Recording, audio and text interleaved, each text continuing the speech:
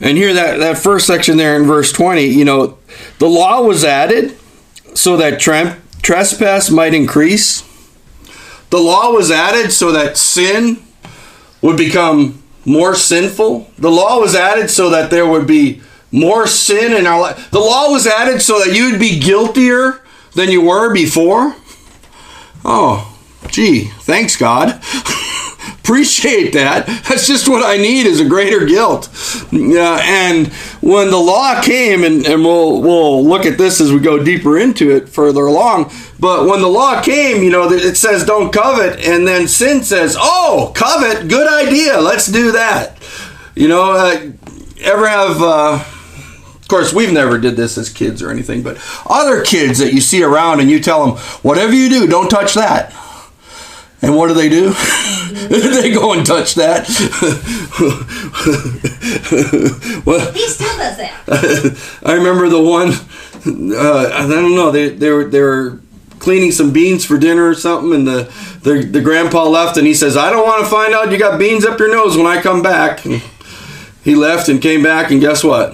There were beans up the nose. Yep. Yeah. They never even thought about it till they heard, don't do it. And then, same way with sin in our lives, and when God brought the law, sin started going, oh, this is great. Our flesh started going, hey, covet, good idea. Oh, lust, yeah, let's do that. Gluttony, yeah, let's do, all the different sins. And you go, well, why would God bring a law that brought more sin? He says, because as sin increased, as the trespasses increased, as greater and greater the laws were broken, grace increased the more. Yes, it did. Now, that doesn't mean that we go sinning so that grace can abound. That doesn't mean that we become more and more wicked so that we can see the grace of God and the glory of God.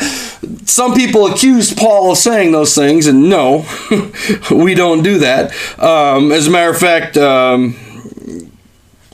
can I go there? No. Yeah. Well, chapter 6, verse 1, it says, what shall we say then? Shall we go on sinning that grace may increase? By no means.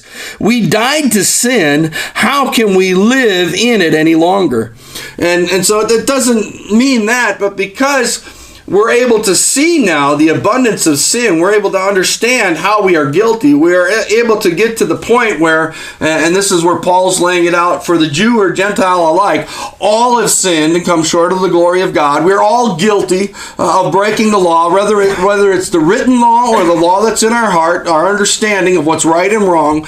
It doesn't take a law to understand that it's wrong to murder. It doesn't take a law to understand that it's wrong to do some of these different things. Attack people, just all the different sinful things that are out there. But as we are all guilty, grace is there for each and every one of us, and forgiveness is there for each and every one of us. Even though there's an abundance of guilt that's in our lives, and we're all guilty. Amen.